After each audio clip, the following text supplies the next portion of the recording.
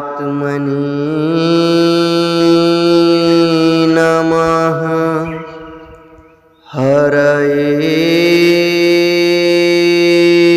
नमः। श्रीगुरुचरणकमलेभ्यो नमः। श्रीमद्भगवद्गीता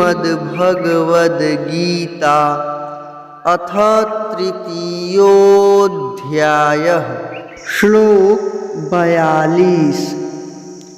इंद्रियाणि पराण्याहुरिन्द्रियेभ्यः परं मनः। मनसस्तु परा बुद्धिर् यो बुद्धेः परतस्तु सः। इंद्रियाणि पराण्याहुरिन्द्रियेभ्यः परं मनः। मनसस्तु परा बुद्धिर् यो बुद्धेः परतस्तु सः।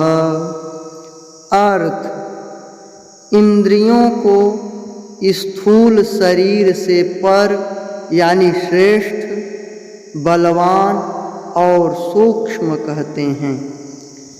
इन इंद्रियों से पर मन है, मन से भी पर बुद्धि है, और जो बुद्धि से भी अत्यंत पर है वह आत्मा है।